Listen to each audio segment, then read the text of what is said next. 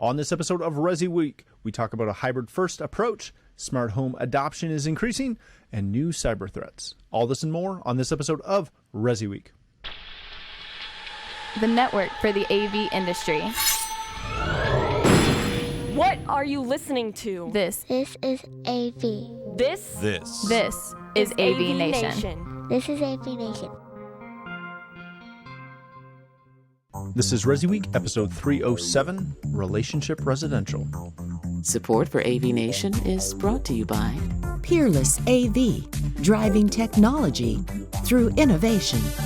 Welcome to this episode of ResiWeek. This is your weekly roundup of all the latest news and stories for the residential AV industry. I'm your host, Matt D. Scott for AVNation.tv. And this week, I'm pleased to be joined by essentially my New York family. First, we have my sister, Heather Sidorowicz. She's the president of Southtown AV. How you doing, Heather? Matt, I heard that we're caroling today, so I put on my Christmas hat and I'm all ready. So I heard that we're going to do caroling at the end. You're leading, though, correct? Yeah. My daughter has been practicing Away in the Manger, so we can do that one. We could get down with that. A little harmonizing. Next up is Mr. Mark Feinberg. He's the president of Home Theater Advisors. How you doing, Mark? I'm doing great, man. It's starting to feel a little bit like winter down here in New York. I think we hit like 25 degrees today. Ooh. Down from our 60 of last week. And I'm going to lip sync with you, Heather, because you really don't want to hear me sing. No, we don't. Well, Mitch will make us all sound good, so it's okay. Okay. We'll auto-tune this monster like you have no idea. Pentatonic. Yes, pentatonic style. Last but certainly not least, we've got Mr. Todd Puma. He's the president of The Source Home Theater. Sorry, tongue-tied today. How you doing, buddy? I'm doing well, man. Doing real good. Especially that Mark's chili makes me feel a little better. You want Mark to be cold? Yeah, I kind of do. Okay, interesting. Because he's cold-hearted. I kind of have a feeling that Mark's always cold when he walks outside. I don't know why. I don't know either. I think he needs a hat. Might be lacking a little bit of warmth. It is. I'll tell you what. It is. There's nothing like the breeze off the river. When you walk those cross streets in Manhattan, and that breeze kicks up, it's like, holy crap. Broadway, right near the bowl. That's where it's a wind tunnel. Nasty down there. All right, let's get into a couple fun stories for today. We're gonna start with just mainly a note. Exteris bought Almo. This is bigger if you're in the commercial side of the world, or if you play in resimercial a little bit. Both of these parties, Exteris used to be Stampede, which was a much easier name to pronounce and spell and all of those good things. Their parent company bought Almo, so it's now a massive conglomerate that includes or is based off their acquisition of Stampede, Jam Industries, the music people, JB&A. So we'll see how that fleshes out if you buy from any of these guys. Your reps may change, they may merge, all those fun things. It's Christmas, so everybody's coming together. It's just beautiful. But that's all I have to say about that one. So let's kick it off with our main first story of the day. This comes to us from CE Pro, how resimercial integrators can be an ideal resource for hybrid-first workplaces. Read through this article. It covers a lot of really good things, including kind of how residential integrators can kind of go after this market and how to focus on part of this market. Heather, I wanted to start with you on this, specifically because you, out of the three guests and maybe myself at times as well, you probably play in the commercial space at least as much as me, if not a little bit more than me. And this has been a very evolving situation. You're in New York, which has its own level of restrictions, but you're in state opposed to the city, so it's not as tight in Buffalo. How are you adjusting to the commercial, I'm going to call it instability, right? We've got lots of corporations that are coming back to the office and they're trying to be business as normal, which is where we can come in and we can provide all these cool hybrid spaces and again, business as usual. But then there's the ever looming threat of a lockdown or a work from home situation kicking back off. How are you addressing this with your clients, if at all?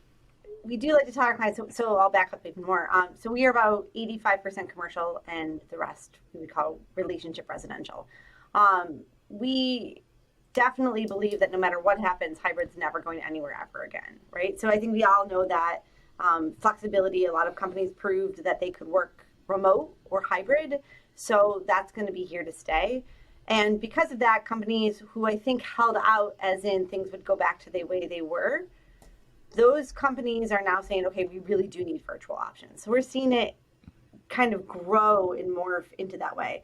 The way in their homes, though, we're actually not getting CEOs or high-end people. Like, we're not getting that, hey, I need a room outfitted in my house. Instead, they're saying, hey, I'm just going to work from my office that I may already have, or I'm still going to be on the laptop in my dining room. So we're not actually seeing that as much as I thought we might have at this time. So it'll be interesting to see how that continues to unfold as some businesses continue to now put an additional stop on coming back to work now due to our wonderful new Omicron version. It continually sounds like Transformers on every show. Every show is a Transformer show. Todd, you're working in Greater Manhattan area, the tri-state area. I know you. I'm not trying to pigeonhole you, but I know that you've got some C-level people because it's really easy to have C-level people in New York. And it's kind of his jam. He's kind of like it's his jam. Yeah, it's his jam. Are you seeing? Because this was kind of the holy grail this whole time was this concept that C-suite executives were going to come to all of us and say, I need a duplicate, if not a better duplicate of my executive boardroom off my dining room in my office at home. And we haven't seen this take off. Have you seen this take off? Is this a vertical that you're seeing actually happen? I believe during the beginning of the pandemic, people didn't know what was going on and they were just crying out for solutions. Like in their homes already, we outfitted them for a great network, right? So no matter where they are, they'll have good streaming capabilities. But they did want that. They asked me, hey, how can I get what I have in my office in my home? And from that point forward, I started researching, Crestron's in-home solutions, the M1 processors, and the list goes on. From there, they utilized it, used it, and it had its place. Now they're asking us, is there a way that they could take that out and possibly exchange their product for, products in their home they're going to utilize more than they thought they were. Like in use case scenarios with the majority of the customers that we thought this was going to be our new niche, this is going to be our new movie room, it was going to be something we offered in every single home. It's now become just a really small lifestyle question that we ask during consultations or walkthroughs on if they're working from home, how often they work from home, how many people are working from home in the household, and how often is the internet get used during the primary hours between 7 a.m. and 6 p.m. And now at this point in time, they're like, we're all back at the office and we're handling everything from there. We'll just keep the basics at this point. The office is set up. They're okay with a Logitech camera. They're okay with the, whatever this microphones are called, the blue microphones, and they're okay with the basics just connecting. It's kind of like the Sonos aspect of things, plug and play. That's what they want now more than something more complex or office grade, which I believe Mark will touch more base on with his answer for the next one. Mark, when you follow this, are you seeing, because this has been my concern with that conversation, right? The conversation of, as residential integrators, we're going to own the home, we're going to own the home office, which, to Todd's point, if all they want is a Logitech webcam and, a basic headset or a Plantronics or whatever, Poly now, just a basic headset, they'll buy it from you just as easily as they'll buy it from Staples. Where does corporate IT fit into this? Are you seeing, again, you two are perfect for this because of where you're located. It's the mecca of corporate America. Are you seeing corporate IT willing to succeed that landscape, even in the home office, to Mark's Home Theater? Right. Not that that's your company name, but I should have named the company Mark's Home Theater. It would have made Matt happy. I think that's what's happening. At the beginning, like Todd, people were calling and saying, how do I get better, connectivity, not connectivity at home, but better video conferencing and audio at home.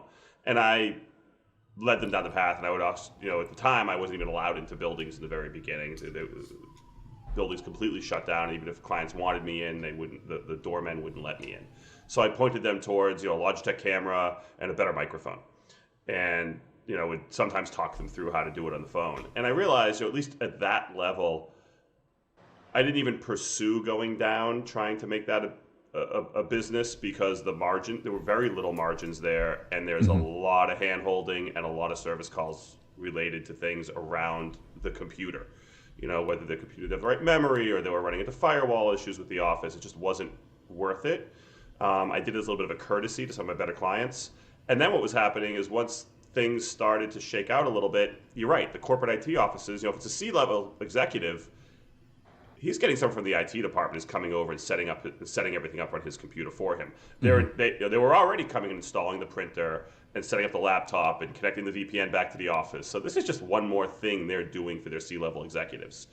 I'm getting some mid to executive level, not C-level, but executive level people asking, and same thing. I just say, your best bet is to work with your IT department, because they're going to know what's going to work best with whatever platforms you're using.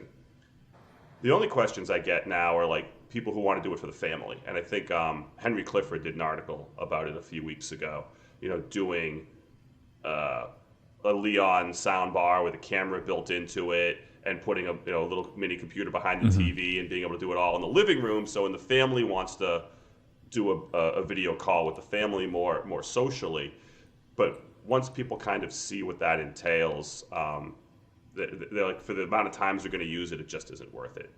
Yeah, that concept of the living room, Zoom room, great marketing potential, terrible user case.